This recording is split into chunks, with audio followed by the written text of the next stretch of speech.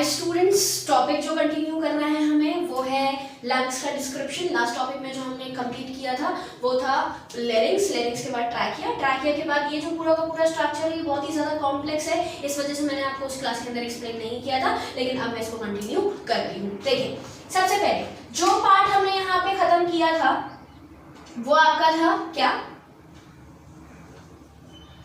वो था आपका लेरिंग्स को हम बहुत डिटेल में पढ़ चुके, जिसको हम और क्या कहते हैं, आपका साउंड बॉक्स भी कहते हैं। ओके ना, साउंड बॉक्स से हम आगे बढ़े। साउंड बॉक्स से आगे बढ़ने के बाद जो स्ट्रक्चर हमें दिखा वो क्या कहलाता है? आपका ट्रैकिया कहलाता है। अब बहुत ही डिटेल में सारी की सारी चीज़ों को पढ़ना है और बहुत ही प्यारा सिस्टम है जो पूरा का पूरा रेस्पिरेटरी सिस्टम हम पढ़ने जा रहे हैं। ये रेस्पिरेटरी सिस्टम में ये जो छोटा सा स्ट्रक्चर दिख रहा है, कई सारी चीजें इसके अंदर बंधी होती है। ठीक है, साइड में एक स्ट्रक्चर और है जो कि रिब केज बनाता है, और रिब केज इस पूरे के पूरे लंग्स को प्रोटेक्ट करने का काम, कवर करने का काम करता है। मतलब जब भी मैं बात कर रही हूँ, हमारे लंग्स को जो एक्सटर्नल प्रोटेक्शन दिया जा रहा है वो किसके थ्रू दिया जा रहा है? रिब केज के थ्रू दिया जा रहा है। तो जो रिब केज है वो दो काम करता है। सबसे पहला इंपॉर्टेंट काम क्या है? सबसे इंपॉर्टेंट काम है आपके लंग्स को पहली चीज तो प्रोटेक्शन देना, कोई भी एक्सीडेंटल ब्रेकेज डायरेक्ट हमारे लंग्स के अंदर ना हो, या फिर कोई भी लंग्स को प्रेशर डायरेक्टली ना लगे, इस वजह से हमने इसको एक बोनी केज में कवर कर रखा है जो कि रिब केज कहलाता है। और वही जो रिब केज है हमारा, वो रिब केज क्या करता है? वो रिब केज बेसिकली दो काम है, पहला प्रोटेक्शन दिया और दूसरा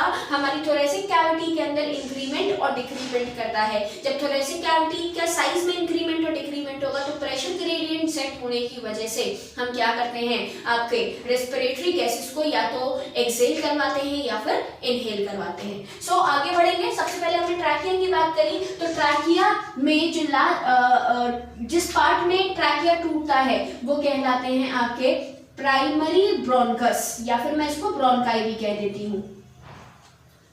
primary bronchus will goes into the left and right lung। मतलब ये जो मेरा लंग है वो राइट लंग है, ये जो लंग है मेरा वो लेफ्ट लंग कहलाएगा। तो ये राइट पार्ट है, ये लेफ्ट पार्ट है। इस राइट पार्ट और लेफ्ट पार्ट को समझने से पहले, इसमें एंटर करने से पहले मैं आप लोगों को एक कवरिंग के बारे में बताऊंगी जो कि बहुत इंपॉर्टेंट है और सबसे ज्यादा पूछ ली जाती है।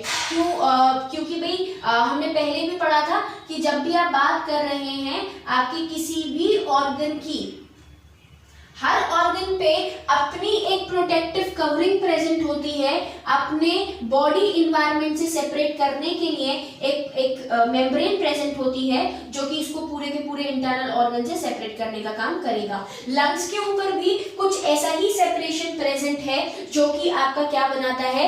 प्लूरल मेम्ब्रेन बनाता है। किसका फॉर्मेशन करता है? प्लूरल मेम्ब्रेन का फॉर्मेशन करता है। अब ये जो प्लूरल मेम्ब्रेन है, ये प्लूरल मेम्ब्रेन को मैंने तीन पार्ट्स में डिवाइड किया है। एक वो reason which is closely related with the lungs, एक वो रीजन जो लंग से बहुत ज्यादा दूर है, और एक बची आपकी बीच की उन दोनों की स्पेस। तो सबसे पहले अगर मैं बात करूं आपकी किसकी, आउटरमोस्ट पार्ट की, तो आउटरमोस्ट पार्ट जो आपका प्लूरल मेम्ब्रेन का है, या फिर लंग्स को जो मेम्ब्रेन कवर कर रही है वो प्लूरल मेम्ब्रेन कहलाती है। और उस प्लूरल मेम्ब्रेन की आउटर कवरिंग को हम कहते हैं पैराइटल प्लूरॉन।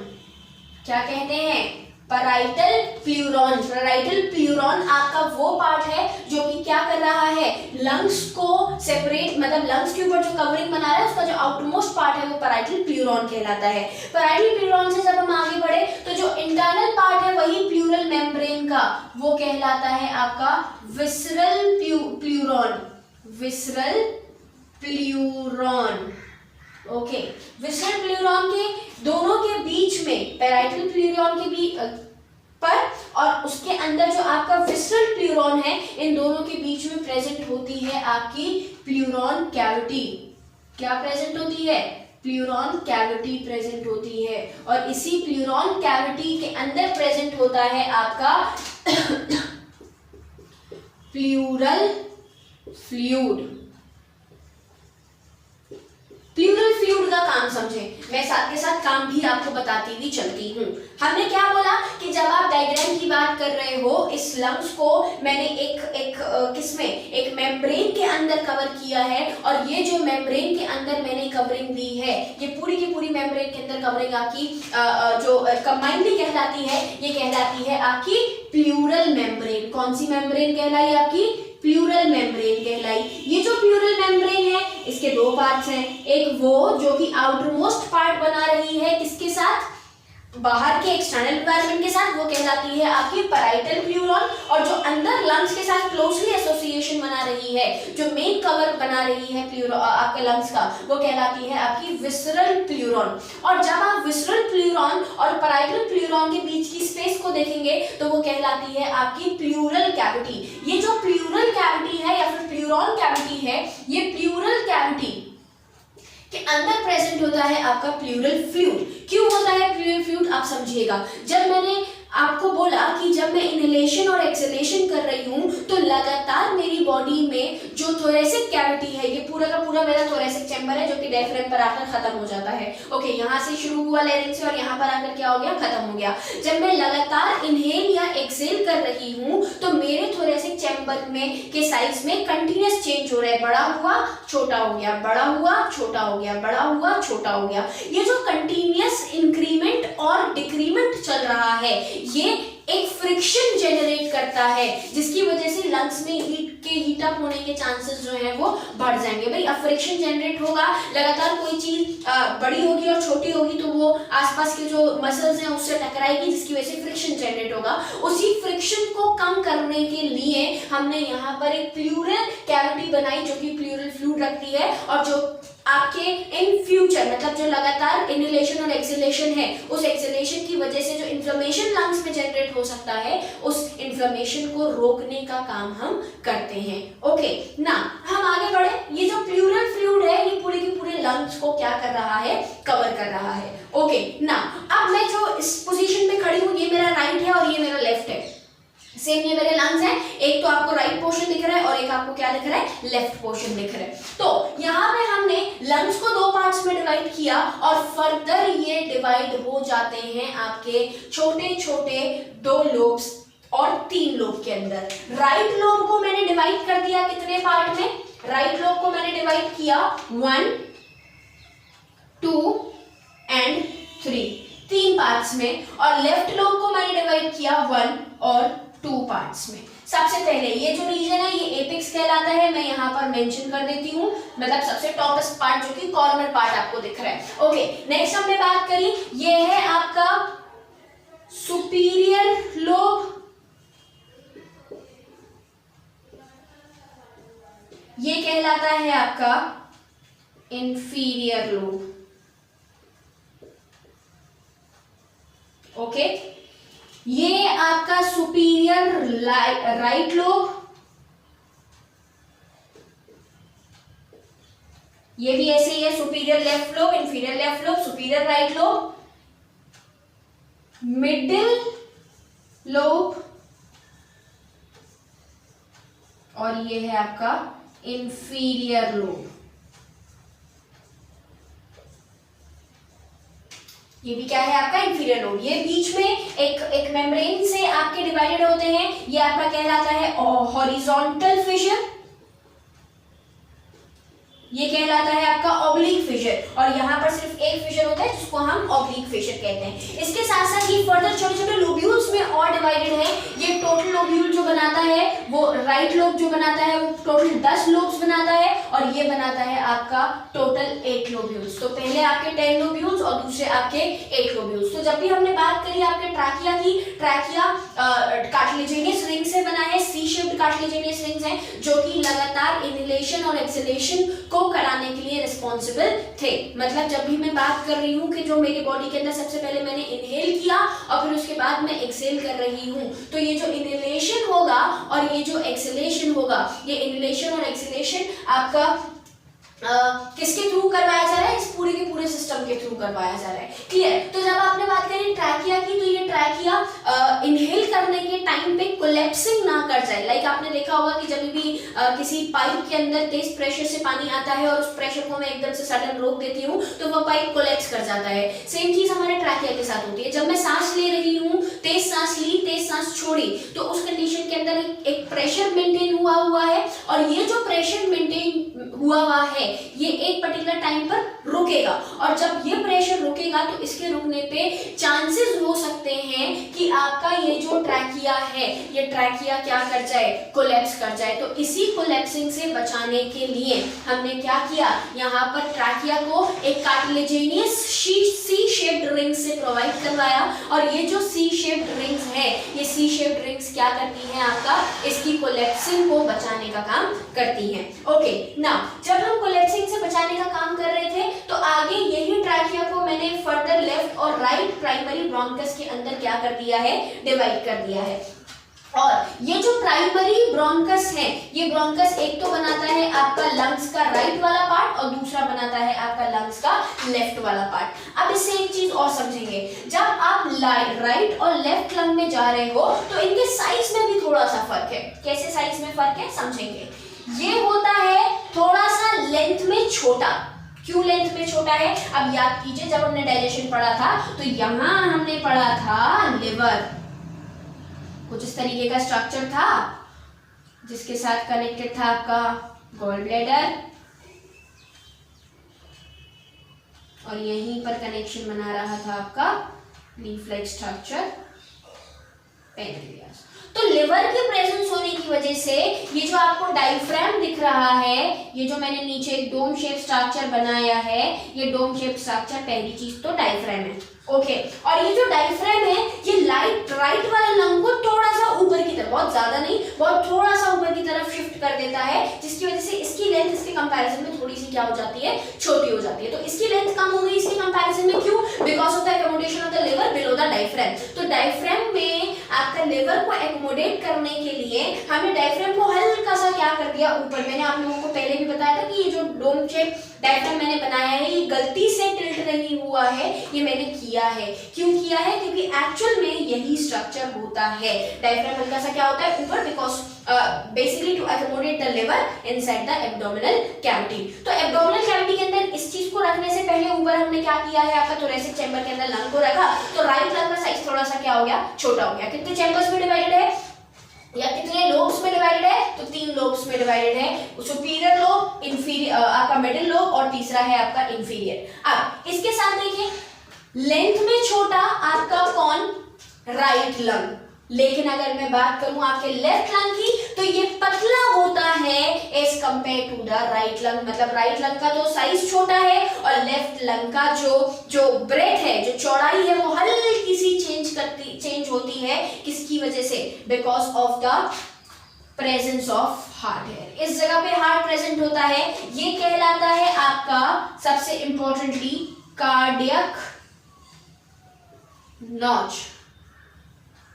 क्या कहलाती है आपकी, ये क्या कहलाती है, कार्डियक नॉच कहलाती है, जिसके अंदर थोड़ा सा हार्ट जो है वो शिफ्ट है। ठीक है, और ये वाला जो रीजन है ये रीजन कहलाता है मीडियस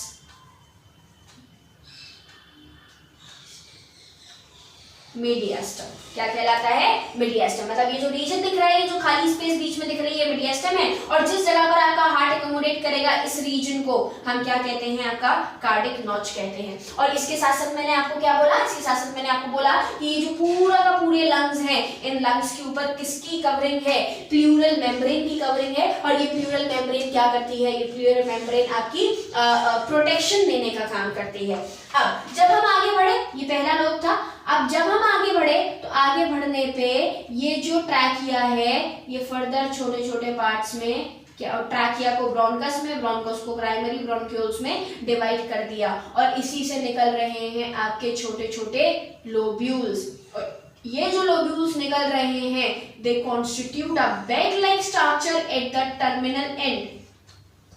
टर्मिनल एंड पर क्या करते हैं, एक बैग लाइक स्ट्रक्चर अपने अंदर कॉन्स्टिट्यूट करते हैं और यही जो बैग लाइक स्ट्रक्चर है ये आपके बहुत ही इंपॉर्टेंटली, सेम चीज अगर मैं यहाँ पे बनाऊं तो कुछ ऐसा ही बनेगा।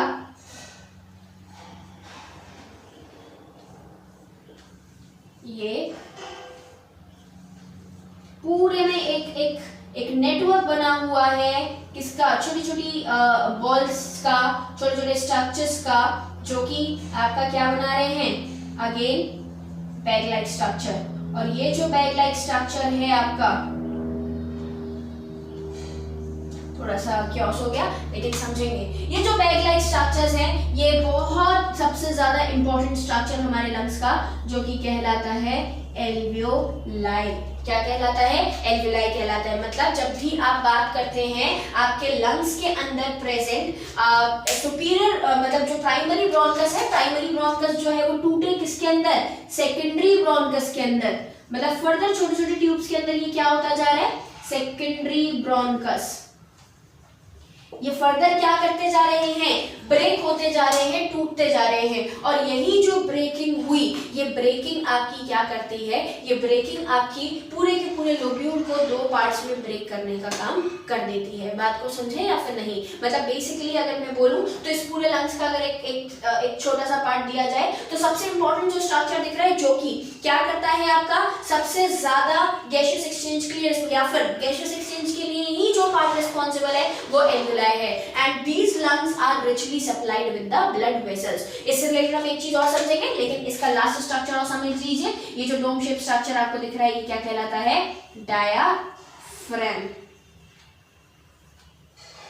क्या कहलाता है, डायाफ्राम कहलाता है। अब देखें हमारे जो छोटे बच्चों के लंग्स होते हैं वो थोड़े से पिंकिश इन कलर होते हैं, थोड़े से क्या पिंकिश इन कलर ही होते हैं। क्यों होते हैं पिंकिश इन कलर, क्योंकि पूरा का पूरा ब्लड सप्लाई है, बहुत ज्यादा लंग्स का आप इस्तेमाल क्योंकि जब मदर के फीटस में नहीं करते थे, लेकिन जैसे जैसे हम बड़े होते जाते हैं तो कैल्केनियस डिपोजिशन होने की वजह से कार्बोनिफेरस आपकी बेसिकली बोले कि कार्बन की डिपोजिशन होने की वजह से इनका जो कलर है वो ग्रे में कन्वर्ट होता जाता है। मतलब जो लंग्स का कलर है वो इनिशियली हमारे बॉडी के अंदर पिंक कलर का होता है। ब्लड वेसल्स का बहुत ज्यादा सप्लाई है, ब्लड वेसल्स का सप्लाई होने की वजह से ये पिंक इन कलर दिखता है, लेकिन जैसे जैसे हमारी एज बढ़ती जाती है ये कलर ग्रे में कन्वर्ट हो जाता है। और जो लोग स्मोक करते हैं, जो बहुत ज्यादा आपका सिगरेट वगैरह लेते हैं, या फिर सिंपल में बोलूं कि स्मोकिंग का काम करते हैं, वो स्मोकिंग की वजह से इनके जो लंग्स हैं वो डार्क ग्रे या फिर थोड़े मतलब बेसिकली ब्लैकिश इन कलर बन जाते हैं। ओके, सो अब हमने क्या देखा, हमने देखा कि लेरिंग से ट्रैकिया से प्राइमरी ब्रोंकस से सेकेंडरी ब्रोंकस, एल्वियोलाई पे खत्म हुए। ये जो पूरा का पूरा ये लंग्स का पार्ट है ये तीन राइट और लेफ्ट लोब में डिवाइडेड है। राइट पार्ट जो है आपका वो क्या करता है, आपका 3 लोब्स में डिवाइडेड है और लेफ्ट आपका 2 में डिवाइडेड है। फर्दर लोब्यूल्स की मैं बात करूं तो राइट हो जाता है 10 में डिवाइड और लेफ्ट हो जाता है 8 में डिवाइड। ओके, फिर हमने बात करी आपकी किसकी, ये जो पार्ट है ये प्राइमरी ब्रोंकस एल्वियोलाई पे जो खत्म हुए, ये मेन गैसियस एक्सचेंज या फिर जो मेन एक्सचेंजेबल पार्ट है उसको बनाने का काम करता है। ओके, नेक्स्ट हम बात कर रहे हैं आपका किसका, कि ये जो पूरा का पूरा लंग है, इस लंग में मैंने एक कवरिंग दी जो कि एक्सटर्नल पार्ट से इसको प्रोटेक्ट करने, मतलब बॉडी के ही इन्वायरमेंट से इसको बचाने सेपरेट करने का काम करती है। वो है आपकी प्लूरल मेम्ब्रेन। प्लूरल मेम्ब्रेन जो आउटर वाला पार्ट बनाती है वो बनाती है आपकी पैराइटल प्लूरॉन, और इनर जो बनाती है वो बनाती है आपका विस्ट्रल प्लूरॉन। और अगर मैं बात करूं नेक्स्ट आपकी इन दोनों के बीच में प्रेजेंट होती है प्लूरल कैविटी। इस प्लूरल कैविटी में प्रेजेंट है आपका pleural fluid. Okay, so last में हमारा लेवल को अकोमोडेट करने के लिए डायफ्राम थोड़ा सा टिल्टेड शेप में डोम शेप्ड है, और यही डोम शेप डायफ्राम और ये पूरा का पूरा structure with the indulgence of rib cage, ये है आपका side wise connected rib cage. ये जो डॉटेड लाइंस मैंने बनाई है ये क्या बना रहा है, रिब केज बना रहा है। यही पूरा का पूरा चैम्बर बनाता है आपका थोरेसिक चैम्बर, और यही थोरेसिक चैम्बर के अंदर लगातार चेंज होने की वजह से आपका क्या होता है, इंस्पिरेशन या फिर एक्सपिरेशन की जो प्रोसेस है वो रन करवाई जाती है। ओके नाउ ये टॉपिक आपका यहाँ कंप्लीट हुआ। अब इसी टॉपिक से रिलेटेड हमें समझना है आपका क्या, mechanism of respiration. Mechanism of respiration क्या है भाई? तो देखें, जब भी आप रेस्पिरेशन की मैकेनिज्म की बात करते हो तो मैं यहाँ डायग्राम को रब नहीं कर रही, आपको इसी में दो रेस्पिरेशन की मैकेनिज्म समझाऊंगी। सबसे मतलब अगर मैं बोलूँ मैकेनिज्म ऑफ रेस्पिरेशन, तो इसमें दो फिनोमेनाज होते हैं। बेसिकली आप सबसे पहले हमने जब रेस्पिरेशन बात करी तो दो रेस्पिरेशन है, एक तो केमिकल रेस्पिरेशन है, दूसरा आपका फिजिकल रेस्पिरेशन जो कि ब्रीदिंग कहलाती है या फिर वेंटिलेशन कहलाता है। ब्रीदिंग या फिर वेंटिलेशन क्या होती है समझेंगे। जब भी हम ब्रीदिंग की बात कर रहे हैं तो मेरा सांस का लेना मतलब इनहेल करना, मतलब जो भी गैसेज है उसको मैं अपनी बॉडी के अंदर लेके जा रही हूँ, ये गई अंदर। फिर मैंने क्या बोला, एक्सहेलेशन, सांस को बाहर निकालना। तो जो सांस अंदर गई और जो सांस बाहर गई, मतलब बेसिकली इनहेलेशन और exhalation together constitute the breathing या फिर आपका पल्मोनरी वेंटिलेशन भी कहलाता है। अब यहाँ पर मैंने एक नया टर्म इंट्रोड्यूस किया जिसको मैं क्या बोल रही हूँ, पल्मोनरी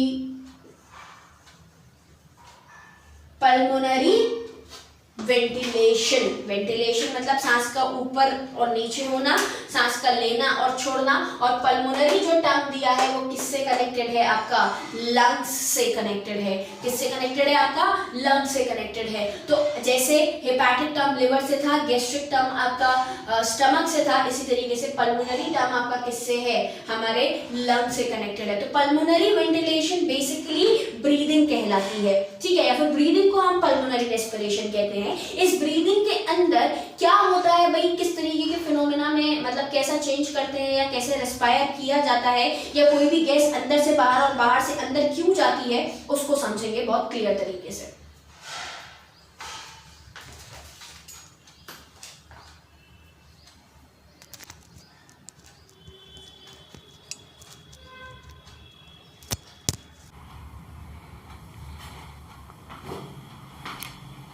देखें, जब भी हम रेस्पिरेशन की बात कर रहे हैं तो ये जो रेस्पिरेटरी फिनोमेना आपका क्या बोले हम परफॉर्म करवाया, जो मैकेनिज्म हम पढ़ रहे हैं, इस मैकेनिज्म के अंदर दो पार्ट्स होते हैं। एक तो होता है आपका एक्सपिरेशन और दूसरा होता है इंस्पिरेशन। इस एक्सपिरेशन और इंस्पिरेशन के फिनोमेना को परफॉर्म करने के लिए हमारे पास अगेन कितने पार्ट्स प्रेजेंट हैं, तीन चीजें प्रेजेंट हैं। सबसे पहला लंग्स तो है ही है, लंग्स से कनेक्टेड है आपका डायाफ्राम, और डायाफ्राम से कनेक्टेड है आपकी रिब्स। लेकिन रिब्स को मैं रिब्स ना देते हुए रिब्स के पास प्रेजेंट एक स्पेशलाइज्ड मसल्स की बात करती हूं जिसको हम बोलते हैं एक्सटर्नल इंटरकोस्टल्स मसल्स। दो मसल्स के बीच की जो स्पेस है उस दो रिब्स के बीच की जो स्पेस है जिसके बीच में आपकी क्या प्रेजेंट है, जिसके बीच में आपकी मसल्स प्रेजेंट हैं, वही क्या कहलाती हैं, आपकी एक्सटर्नल इंटरकोस्टल मसल्स कहलाती हैं। तो इन्हीं का कॉन्ट्रैक्शन कोई भी पार्ट का इनहेलेशन या फिर एक्सहेलेशन करवाता है, मतलब एक्सपिरेशन या फिर इंस्पिरेशन। अब सबसे पहले मैं आप लोगों को इंस्पिरेशन का प्रोसेस समझाती हूँ। ये लंग्स का डायग्राम आपको प्रॉपर तरीके से दिख रहा होगा यहाँ पर। जब आप रेस्पिरेशन के प्रोसेस को परफॉर्म कर रहे हो तो आपको क्या करना है, गैसेस को मूव करवाना है एक्सटर्नल एटमॉस्फेयर से इंटरनल एटमॉस्फेयर के अंदर। अब देखें, सबसे पहले मैंने क्या बात करी, सबसे पहले मैंने बात करी कि जब आप बोलते हैं कि भाई रेस्पिरेशन के प्रोसेस को परफॉर्म करवा रहे हो, तो इस रेस्पिरेशन के प्रोसेस को परफॉर्म करवाने के लिए हम क्या करते हैं, हमारे इन पूरी की पूरी तीन चीज रिब केज, लंग्स और डायफ्राम के अंदर मूवमेंट करवा रहे हो। मैं यहां से लिवर हटा देती हूं क्योंकि लिवर की जरूरत हमें नहीं है। सिर्फ आप डायफ्राम देखेंगे और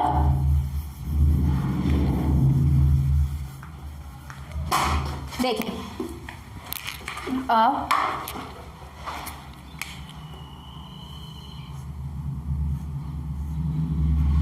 देखिए मीडिया ये आपका डायफ्राम है, ये आपके लंग्स हैं, ये आपका रिब केज है। जब हमने बात करी आपके डायफ्राम की, तो इस डायफ्राम के अंदर चेंजेस ही इंस्पिरेशन करवाते हैं। मैं सबसे पहले आपको कौन सा फिनोमेना बता रही हूँ, इंस्पिरेशन बता रही हूँ। इंस्पिरेशन को समझने से पहले एक चीज़ और समझेंगे। क्या समझना है कि भाई जब भी आप बात करते हैं आपके गैसेस के मूवमेंट की, तो आपने सेल पढ़ा है, आप लोग जानते हैं बहुत अच्छे से कि जब भी मूवमेंट हो, जब भी किसी पार्टिकल का मूवमेंट हो from the one place to the another, तो वो हमेशा एक कंसंट्रेशन ग्रेडियंट की वजह से होता है। कंसंट्रेशन ग्रेडियंट की वजह से होने का क्या मतलब है? मतलब ये है कि the particle every time move from its higher concentration level towards their lower concentration level। तो जब गैसेस की बात की जा रही है, तो एटमॉस्फेयर से हमारी गैसेस का लेना, मतलब जो भी गैस है वो बाहर से अंदर जाए और अंदर से बाहर जाए, मतलब एटमॉस्फेयर का प्रेशर में चेंज होना, कभी ज़्यादा कभी कम। क्या ये पॉसिबल है कि हम एटमॉस्फेयर के प्रेशर को अपने अकॉर्डिंग चेंज कर लें? ऑब्वियसली नहीं। भाई मैं अपने अकॉर्डिंग चेंज कर लूँगी तो मेरे पास बैठा हुआ जो एक दूसरा पर्सन है, क्या वो चेंज कर पाएगा? क्या वो चेंज कर सकता है? तो वो नहीं कर सकता। तो इसी चीज़ को ध्यान में रखते हुए नेचर ने हमारी बॉडी के अंदर ही उस सिस्टम को सेट कर दिया है। मतलब मूवमेंट होगा बिल्कुल अलोंग द कंसंट्रेशन ग्रेडियंट, मतलब from the higher concentration level towards the lower concentration level ही हम मूवमेंट करवा रहे हैं गैसेस का।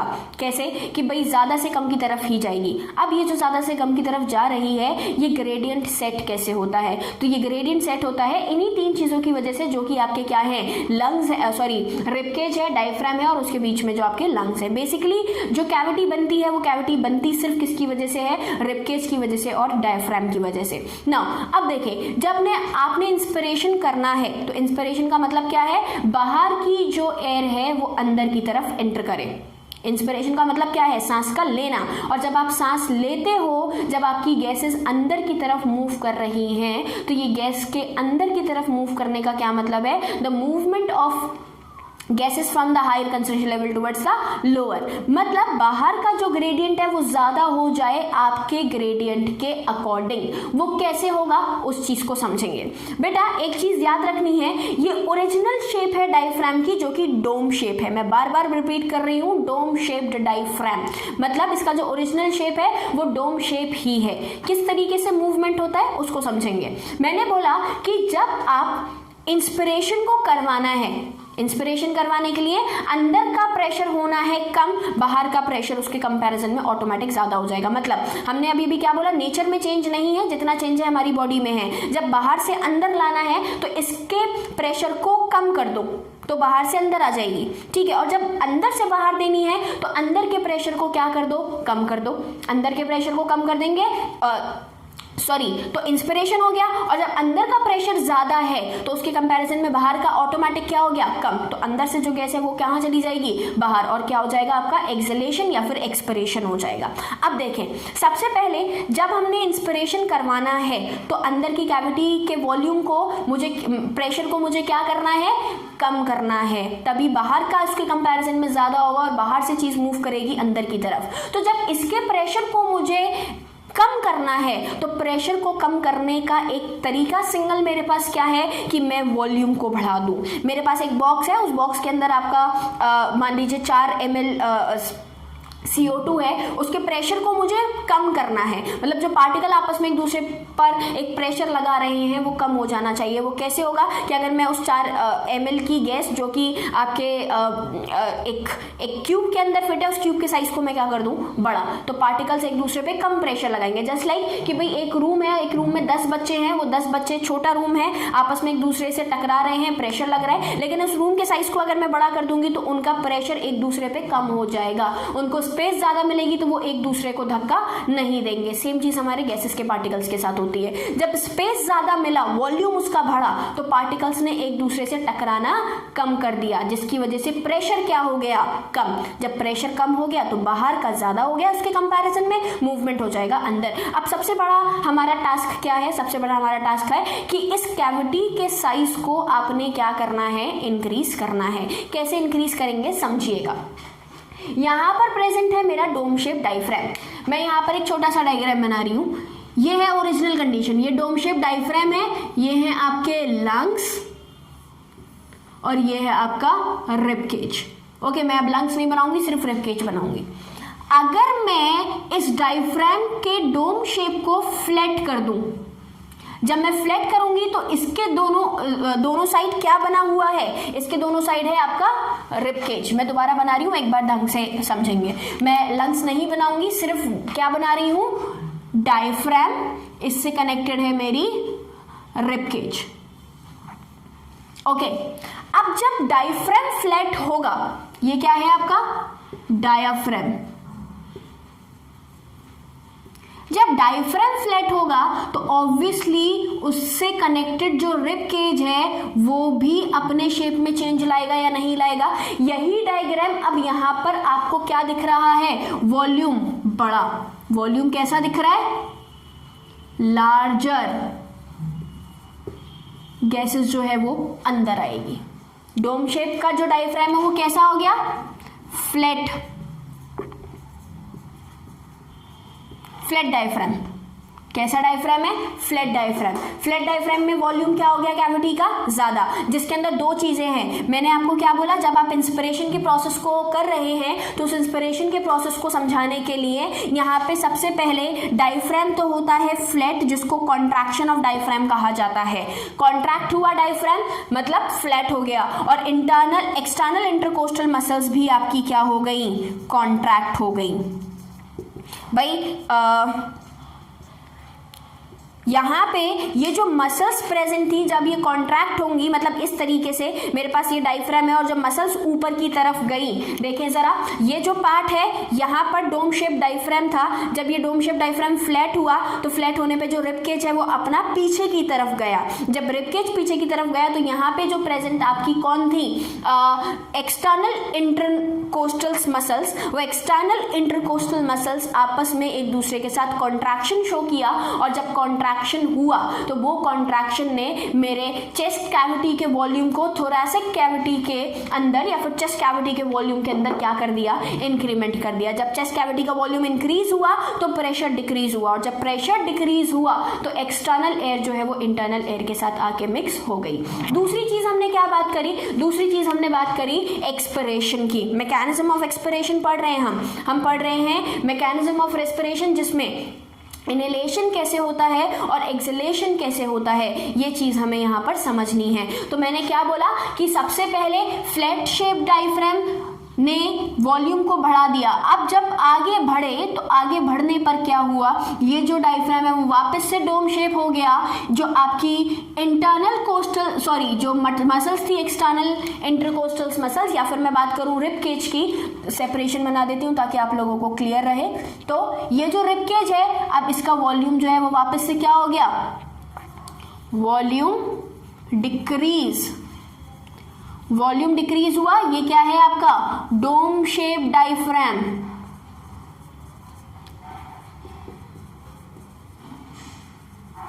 डोम शेप डायफ्राम, तो वॉल्यूम हुआ कम, डोम डायफ्राम का जो शेप है वो डोम शेप हो गया, वॉल्यूम हो गया डिक्रीज। जब वॉल्यूम डिक्रीज हुआ तो प्रेशर इंक्रीज हुआ, और जब प्रेशर इंक्रीज हुआ तो प्रेशर इंक्रीज होने पे इंटरनल एयर जो है वो बाहर चली गई। मैंने दोनों एरो से इंडिकेट किया है, इंटरनल और एक्सटर्नल, कि भाई किस तरीके से। और यहाँ पर जो डायग्राम है ये कैसी शेप है, मतलब ये रिवर्सिबल डायग्राम है। क्यों रिवर्सिबल डायग्राम है, क्योंकि लगातार आप क्या कर रहे हैं, इंस्पिरेशन और एक्सपिरेशन की प्रोसेस को पढ़ते हैं। जैसे मैं सांस ली छोड़ी, सांस ली छोड़ी, लगातार मेरा चेस्ट कैविटी का वॉल्यूम बढ़ता है कम हो जाता है, बढ़ता है कम हो जाता है, बढ़ता है कम हो जाता है। क्यों, क्योंकि आप क्या कर रहे हो, यहाँ पर जितने भी चेंजेस देते हो वो पूरा का पूरा चेंज किसकी वजह से है, डायफ्राम और एक्सटर्नल इंटरकोस्टल मसल्स की वजह से। अब यहाँ पर एक चीज मुझे और इंक्लूड करनी है। क्या इंक्लूड करनी है समझेंगे। मैं एक छोटा सा आपको क्या कर रही हूँ, एक समरी देती हूँ कि डायफ्राम के साथ एक्सटर्नल इंटरकोस्टल मसल्स के साथ क्या क्या हुआ। जब आप इंस्पिरेशन कर रहे हैं और जब आप एक्सपिरेशन कर रहे हैं, ये डायग्राम ये थोड़ा सा एक चार्ट बनाने की कोशिश कर रही हूं मैं, देखेंगे। इंस्पिरेशन, एक्सपिरेशन, ये है आपका डायाफ्राम, ये है आपका external intercostal muscles, intercostal muscles. देखें डायाफ्राम जब इंस्पिरेशन हुआ तो इंस्पिरेशन के टाइम पे डायाफ्राम क्या हुआ, कॉन्ट्रैक्ट मतलब फ्लैट हो गया, डोम शेप का हो गया। ओके, फिर मैंने बात करी एक्सटर्नल इंटरकोस्टल मसल्स भी क्या हुई, कॉन्ट्रैक्ट। भाई जब कॉन्ट्रैक्शन होगा, इसका भी कॉन्ट्रैक्शन हुआ, इसका भी कॉन्ट्रैक्शन हुआ, तभी तो चेस्ट कैविटी का वॉल्यूम बढ़ा। सेम चीज मैं बात कर रही हूं, जब एक्सपिरेशन हुआ तो एक्सपिरेशन के टाइम पे यहां पर उल्टा काम हुआ, मतलब जो डायफ्राम है वो हुआ रिलैक्स और एक्सटर्नल इंटरकोस्टल मसल भी क्या हुई, रिलैक्स। एक्सटर्नल इंटरकोस्टल मसल्स भी क्या हुई, आपकी रिलैक्स। तो दोनों का रिलैक्सेशन के टाइम पर आपका क्या होता है, जो आपका ये वाला पार्ट है ये वॉल्यूम को क्या कर देता है, डिक्रीज। और जब चेस्ट कैविटी का वॉल्यूम डिक्रीज हो गया, प्रेशर बढ़ गया तो एक्सटर्नल एटमॉस्फेयर का प्रेशर उसके कंपैरिजन में क्या हुआ, कम। और जब एक्सटर्नल प्रेशर उसके कंपैरिजन में कम हुआ तो अंदर की गैस इजीली मूव कर जाएगी बाहर की गैस की तरफ। अब यहाँ पर फिर से एक इंपॉर्टेंट चीज जो हमें समझनी है, वो क्या समझना है, देखेंगे। जब आपने बात करी आपके एक्सटर्नल इंटरकोस्टल मसल्स की, इसके साथ साथ एक स्पेशलाइज्ड मसल्स हमारे पास और होते हैं जो कि उसके नीचे प्रेजेंट होते हैं, जो कहलाते हैं इंटरनल इंटरकोस्टल्स मसल्स। अब इससे एक चीज समझेंगे, मैं यहाँ पर आपका किसकी बात कर रही थी, तीन चीजें। इंटरनल इंटरकोस्टल्स मसल्स कभी भी इंस्पिरेशन में हेल्प नहीं करती हैं। इंस्पिरेशन में तो आपका क्या होगा, डायफ्राम है जो कि कॉन्ट्रैक्ट हुआ और एक्सटर्नल इंटरकोस्टल्स मसल्स है जो कि कॉन्ट्रैक्ट हुई। इंस्पिरेशन में इंटरकोस्टल मसल्स का कोई रोल नहीं है, कोई काम नहीं है। फिर इंटरनल इंटरकोस्टल मसल्स कहाँ वर्क करती हैं, तो समझें एक्सपिरेशन में भी इनका कोई काम नहीं है, लेकिन ये कौन है, इंटरनल IM इंटरकोस्टल्स मसल्स। अब यहाँ पे भी हालांकि इंस्पिरेशन का कोई काम नहीं है, इंटरकोस्टल्स मसल इंस्पिरेशन में मदद नहीं करती, इवन एक्सपिरेशन में भी नहीं करती हैं, until the expiration is forcible expiration. Like मैंने सांस छोड़ी और एक बार सांस छोड़ने के बाद जो फोर्सिबली मैं एक्सपिरेशन करूं, वही प्रोसेस आपका क्या कहलाता है, वही प्रोसेस आपका कहलाता है फोर्सिबल एक्सपिरेशन। तो इस जगह पे मैं एडिशन और कर देती हूं, जिसको मैं बोलती हूं फोर्सिबल एक्सपिरेशन। क्या कहला रहा है, फोर्सिबल एक्सपिरेशन। और ये जो फोर्सिबल एक्सपिरेशन है, इसमें आपका जो डायाफ्राम है और जो इंटरनल इंटरकोस्टल्स मसल्स हैं, ये दोनों करती हैं, मतलब बेसिकली इंटरकोस्टल्स मसल कॉन्ट्रैक्ट करती हैं। क्या करेंगी, कॉन्ट्रैक्ट। मतलब आप फर्दर जो इंटरनल इंटरकोस्टल्स मसल्स हैं, मैंने बोला कि ये था कंडीशंस कैसी, ये कंडीशन थी आपकी कॉन्ट्रैक्टेड कंडीशन, जब आप क्या कर रहे थे, एक्सपिरेशन कर रहे थे। जब ये आया तो रिलैक्स हुआ, रिलैक्स होने के बाद जो इंटरनल इंटरकोस्टल मसल्स है उनको और कॉन्ट्रैक्ट करके मैं साइज को और कम करूंगी, और जब साइज को मैं कम करूंगी तो ये कहलाएगा आपका फोर्सिबल एक्सपिरेशन। फिर से मेरी बात को ध्यान से समझेंगे, मैंने क्या बोला, मैंने बोला कि हम जब भी बात करते हैं आपकी इंस्पिरेशन को परफॉर्म करवाने की, या फिर जब भी मैं बात कर रही हूँ भाई कि हमें एक्सपिरेशन के प्रोसेस को परफॉर्म करवाना है, तो उसमें तीन चीज़ें हैं। सबसे पहला है आपका इंस्पिरेशन, दूसरा है आपका एक्सपिरेशन। सबसे पहला इंस्पिरेशन, दूसरा है एक्सपिरेशन, तीसरा मैंने अभी आपको बताया फोर्सिबल एक्सपिरेशन। तीन चीज़ें हैं, कोई कंफ्यूजन नहीं क्रिएट करना, सिर्फ आपको ये दो चीज़ें याद करनी है। ये मैंने आपको एक नॉर्मल कंडीशन बता दी, ये मैं आपको बता रही हूँ एक इंस्पिरेशन वाली कंडीशन, और ये मैं बता रही हूँ आपको एक्सपिरेशन वाली कंडीशन। इंस्पिरेशन और एक्सपिरेशन में देखें, ये है आपका इंस्पायर या फिर इनहेलेशन, और ये है आपका एक्सहेलेशन। ये क्या है आपका, एक्सहेलेशन। नाउ देखें, जब हमने बात करी इनहेलेशन की, तो इनहेलेशन का डायग्राम देखिए भाई, डायफ्राम कॉन्ट्रैक्ट हुआ, डायफ्राम कॉन्ट्रैक्ट होगा तो मसल्स ऊपर की तरफ जाएंगी, और जब दो रिब्स के बीच की जो मसल्स है वो एक्सटर्नल इंटरकोस्टल मसल्स कहलाती हैं, और यही जब मसल्स पीछे गई तो इनके अंदर भी कॉन्ट्रैक्शन हुआ, और यही जो कॉन्ट्रैक्शन हुआ, ये कॉन्ट्रैक्शन आपका क्या कहलाया, ये कॉन्ट्रैक्शन ने आपके इनहेलेशन को परफॉर्म करवाया। तो डायफ्राम कॉन्ट्रैक्ट हुआ, एक्सटर्नल इंटरकोस्टल मसल्स कॉन्ट्रैक्ट हुई दोनों और चेस्ट कैविटी के वॉल्यूम को बढ़ा दिया, जिसकी वजह से प्रेशर जो है वो कम हो गया, बाहर का प्रेशर उसके कंपैरिजन ऑटोमेटिक ज्यादा हो गया और बाहर की गैसेस जो है वो अंदर आ गई। क्लियर। दूसरी चीज मैंने क्या बोली, जब आप एक्सपिरेशन कर रहे हो तो डायफ्राम रिलैक्स होगा। ये आपको कॉन्ट्रैक्टेड कंडीशन दिख रही है लेकिन ये कॉन्ट्रैक्टेड नहीं है क्योंकि ओरिजिनल शेप डायफ्राम का कैसा है, डोम शेप्ड।